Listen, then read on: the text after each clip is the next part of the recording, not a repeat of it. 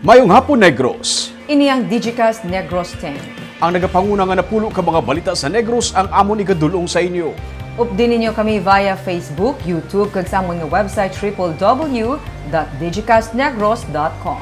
Kag sarang kami malantaw sa KCAT Channel 11 sa Kabangkalan City, Himamaylan City kag Banwas sang Ilog. Kag yari na ang top 10 nga mga balita sa Negros subong adlaw. Syudad sa Bacolod, nag-ayo sa RIATF nga hindi ani magbaton sa mga stranded individuals hubalin Disyembre 21 tubtob Enero 3. Sa San Carlos City, ipaydalom sa swab test ang tanan nga mga bedridden nga mga pasyente.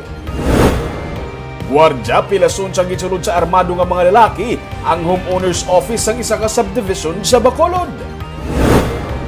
Aprobado na ni Mayor Evelio Linardia nga himuon 11 p.m. tubtob 3 a.m.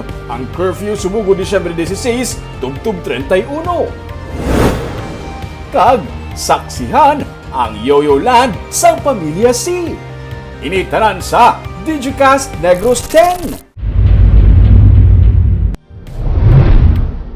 Sa number 10, syudad sang Bacolod ang magapahanugot sa mga vendors sa pagbaligya sa Bacolod City Public Plaza sininga bulan sang Disyembre. Tugutan naman ng mga firecracker vendors sa pagbaligya sa reclamation area. Suno kay Bacolod Mayor Evelio Leonardia, luyag niya nga hatagan sang kahigayonan ang mga vendors nga makabenta sininga bulan agud makabawi sa epekto sang pandemya sininga tuig. Pero dapat estrikto nga sundon sa mga vendors ang minimum health protocols para malikawan ang paglaptas ng COVID-19. Ginpangayuan man sa syudad sa pahanugot ang Department of the Interior and Local Government para masiguro nga wala sang pagsupak sa NIATF guidelines. Mahimo sa gihapon nga makabaligya ang mga firecracker vendors sa reclamation area basta ila lang pagasundon man ang iban pa nga mga requirements sang PNP. May angot sa pagbaligya sang palupok. Wala pa karon sa nga patod nga petsa kung saan o makasugod sa pagbaligya ang mga vendors pero ginalauman nga matigayon ini antes sa adlaw sang Paskwa tubtob sa New Year. Sa number 9, ika-72 nga International Human Rights Day ang gindumdum sa mga progresibo nga grupo pinaagi sa isa ka aksyon protesta. Gikan sa Fountain of Justice sa Old City Hall, nagmarcha padulong sa Bacolod Public Plaza ang Bayan Negros, Karapatan kag mga kaalyadong organisasyon sini. Pagbasura sa anti-terror law ang isa sa ilang ginasinggitan. Suno sa grupo, ini dapat maguntat sa pagbato para sa tawhanon nga kinamatarong. Lakip sa ilang ginatibong ang hustisya sa mga ginpamatay paagi sa extrajudicial killings. Lakip na ang paghilway sa mga political prisoners nga suno sa ila. Ginpato-patuan sa mga aligasyon. Isa ka programa ang ginsakdag sa Bacolod Public Plaza nga nagalakip sang pagpangamuyo para sa mga lideres nga sa gihapon mapangapinan ang tawhanon nga kinamatarong. Sa number 8, empleyado sang isa ka business process outsourcing o BPO company nga ginreklamo sang babayi nga iya gindala sa reclamation area ang ginkasuhan na. Suno kay Captain Leo Estopa, ang pamuno sang Police Station 2, kaina formal na nga ginpasakaan sang reklamo si Felix Feria. Siyang empleyado sa isa ka BPO company nga ginreklamo sa babae nga iya gindala sa reclamation area sa Bacolod Martes sang gabi. Suno kay Estopa, mapadulong lang pauli ang babae nga empleyado man sang BPO company pero iya ini gindala sa Bredco Port. Nag-contact ang biktima sa iya nga abyan kag nagpangayo sang bulig nga magtawag sang pulis kay nakita niya nga may dala nga pusil si Feria. Gilayon nga nakaresponde ang mga pulis kag nakita nila nga may dala nga 45 caliber pistol ang suspect. Ang babae nga tagreklamo ang mga nagserbe nga saksi sa reklamo bato kay Feria. Kaso nga illegal possession of firearms ang reklamo nga ginpasaka batok sa iya. Sa number 7, guardia sa isa ka subdivision ang PILASON matapos ang gintiro sa mga armado nga nagsulod sa isa ka subdivision kay ina sang kaagahon. Gisulod siyang 4 ka mga armado nga kawatan ang Lumina Subdivision sa Vista Alegre kainas ang kaagahon.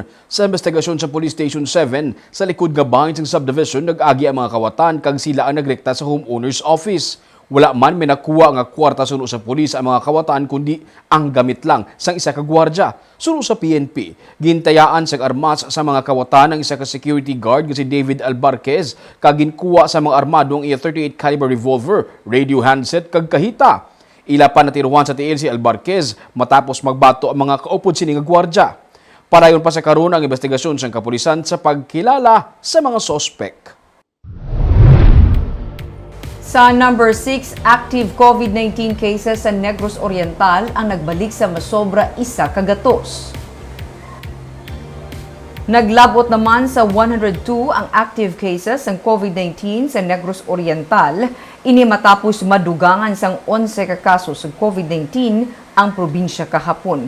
Anom sa bago nga kaso ang yara sa Bai City, 3 sa Dumaguete City kag 2 sa La Libertad. May na-record naman nga 7 ka new recoveries. Ang Dumaguete City amo sa gihapon ang may pinakadamo nga active cases, 40 ang active cases sa Dumaguete. Gani, ang mga miyembro sa Provincial Interagency Task Force ang nakigsapol na sa lokal nga opisyales ng syudad para mas mabuligan ang LGU sa ila sini response agud malikawan ang pagdamo pa sang kaso sa Dumaguete. Samtang ang syudad sang gihulngan nga sa gihapon may pinakadamo nga total cases sang COVID-19 sa probinsya, ang karon may isa na lang ka active case. Sa number 5, syudad sa San Carlos sa mga patigayon sang surveillance testing para sa COVID-19 sa mga pumuluyo nga bedridden. Inisunod sa kay Dr. William Yap nga katapos ang sanggunian panglungsod kasubong man nagaserbi nga commander sa Emergency Operations Center. Ini sa tunga sa mga ginreport nga COVID-related deaths kung sa diin kadamaan diri mga bedridden individuals nga wala na makagwa sa ilang nga mga puluyan sa malawig nga tion. Sunod pa kay Yap, isa man ini kapamaagi nga mapat-od kung may katapo sa ilang nga pamilya ang COVID carrier kag para man mahatagan sa nagakaigong health assistance. Suno kay Mayor Renato Gustilo, ginmaduan na ang mga punong barangay nga maghatag sang listahan sa mga bedridden individuals sa ilatag sa mga lugar para mahandaan ang pagpaidalom sa ila sa surveillance testing. Dugang pa ni Gustilo, may insidente nga napatay ang isa ka bedridden individual, ginhaya pa kag sang ulihi napatod sa swab test nga ini ang positibo sa virus. Namatay lang sa balay kay gusto nila dayon haya dason why nagsugot ang atong doktor sa City Health kay COVID suspect. But ang tagtungod nakakita away nabalsamar kag nahaya nila for one night pero nahingagaw sa aton doctors nga nasoban. So ang natabo nagpagawa sa result so positive. Okay. So the wife also is also positive. So na-compromise na ng pamilya hasta nag-attend sa wake kag ang nagbalsamar. Tradisyon na tanay. Kustumbre ta na nga mag-wake kag na may haya gid. Sa number 4, Department of Health nagsiling nga fake news ang nagalagaw nga impormasyon nga mayara sang nationwide lockdown. Ini kasunod sa ginapasapasahan nga mensahe nga magadeklarar ang gobyerno sang Enhanced Community Quarantine kung ECQ humalin Disyembre 23 tubtub Enero 3. Gani ang DOH ang gilayo naman nga nagpaathag nga wala sang kamatuoran ang amo nga mensahe kag isa lamang ini ka fake news. Ginaabisuhan man ang publiko nga likawan ang magpasa-pasa sang hindi kumpirmado nga impormasyon para hindi magtuga sang pagkaalarma kag panic sa iban nga tawo. Sa number 3, syudad sa Bacolod ang nagpahanugot na sa pangabay sang Diocese of Bacolod nga adjustment para sa curfew ini para sa pagpatigayon sang simbang gabi. Sunod kay Bacolod Mayor Evelio Lunardia, may ginadihon na sa karon ang sanggunian panlungsod nga ordinansa para himuon na lamang nga 11 PM tubtub 3 AM ang curfew sa syudad humalin Disyembre 15 tubtub 31. Iniagod magluwas nga makahiwat sang simbang gabi ang simbahan katoliko, mahatagan man sang duga nga tion ang publiko nga makagwa sa ilabalay para makasaulog sang Pasko kag bag-ong tuig. Pero ginpahayag sang alkalde nga dapat stricto gid nga pagasundo ng minimum health protocols sa sulod sang simbahan kag mga lugar nga ginakadtuan sa mga pumuluyo para magsaulog sang Pasko. Mag-deploy ang Bacolod City Police Office sa mga simbahan sa mga pulis para masiguro nga mapatuman ang health protocols. Nagapanawagan man si Linardia sa mga parik ag pastor sa mga simbahan nga maghimo sang ilang kaugalingon nga pamaagi kung paano mapatuman ang health protocols. The police doing that, mapilar sa kaparian sa mga pastor. Dapat they have to police their own ranks. Kaya pasti hinalian, hindi manipalahan o hindi masarangan sa prinsi, dapat sila mismo may in place, may in-house na reglamento na sundon nilang health protocol. Sila mismo mas ka-influence paligari ng mga pari ng mga pastor sa ilang flat. Sa number 2, may 56,000 na ka mga overseas Filipino workers na nakapauli humalin sa bulan sang Marso tubtob Disyembre 8 sa Western Visayas.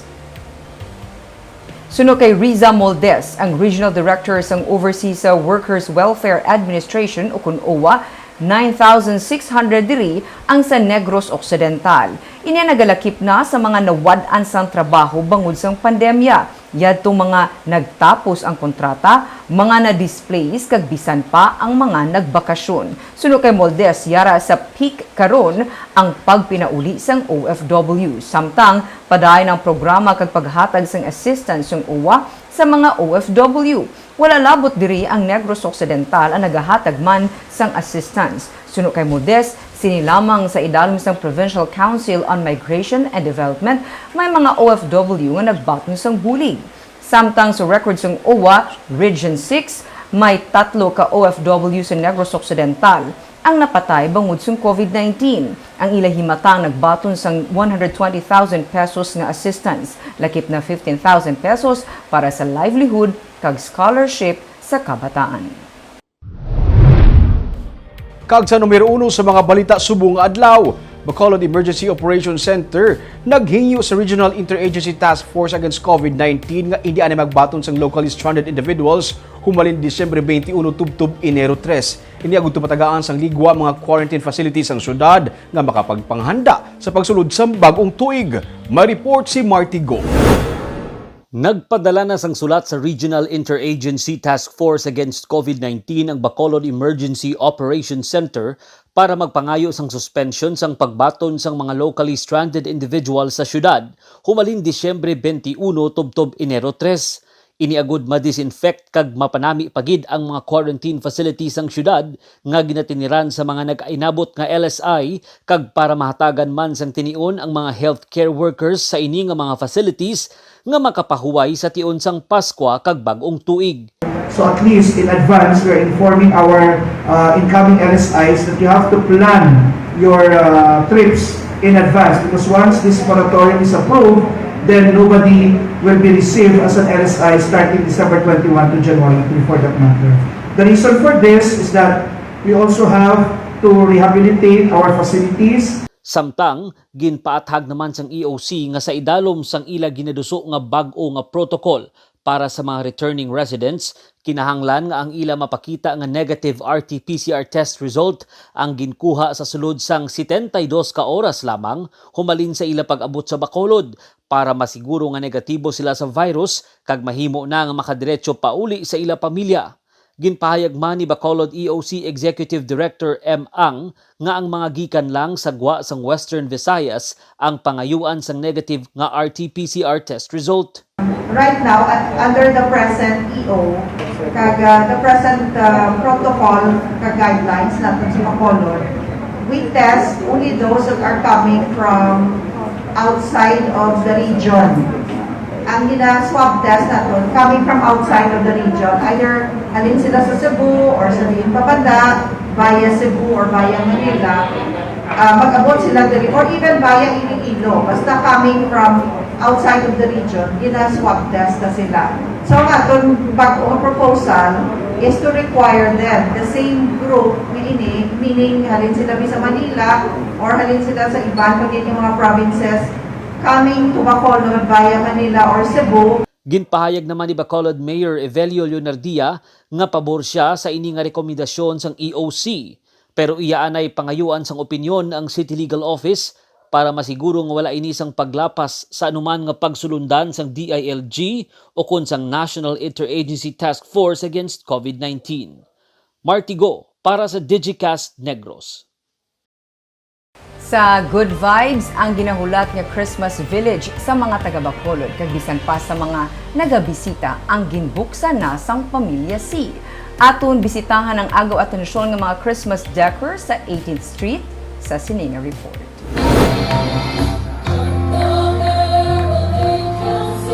Makalilingaw ang duag kag mga characters sa Christmas Village sa Pamilya C sa ila Sininga Puluyan nga opisyal na nila ginbuksan sa publiko.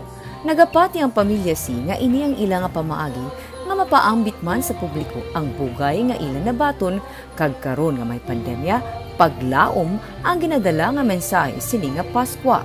Makagalan niya at para sa kabataan ng Ferris wheel kag ginakakunyaga naman sang tanan ang eksperyensya nga daw kasubong nagasnow.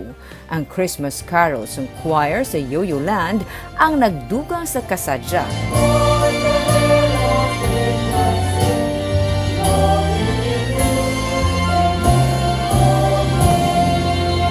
I think it will serve as a symbol of hope that amidst the pandemic, makahatag kami gyapon hope nga maging malipay ang aton nga Pasko.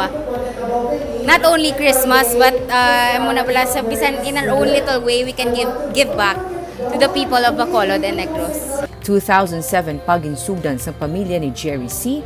ang ini nga tradisyon. Dinapit nga bisita si Mayor Ping Leonardia nga liwat nagpahanumdum nga hindi magkalipat sa health protocol, ilabi na sa tunga sang selebrasyon sa karon.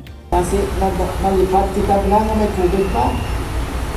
Yes, this might give us a false sense of security. Mahambala ko sa inyo na para to celebrate Christmas, the best gift that you can give to your loved ones is to follow health protocols. Alas 6 ang gabi, nagasugod bukas ang Christmas Village. Ginapasiguro naman sa mga nagabantay nga ang mga nagabisita nagasunod sa ginamando nga minimum health protocol. Barb, hindi siya kompleto ang Christmas kung di mo na makita ang lugar sa Pamilya C sa 18th Street. Doon sila ginibla kumbaga ang nangin landmark sa Christmas celebration sa Bacolod for the longest time, no? Kagming ha, take note, hindi lang taga Bacolod, ang iba niya nakakita sini nagabisita gid. Kag subong inang estrikto man sila kay tungod nga we have COVID, ginapasiguro nila nga ang protocol masunod kid. Kag kun ato katuming tahong gid. Hindi lang bata ang maano ha. Pati tigulang. Pati maedad. Iyang at heart, siguro tawag.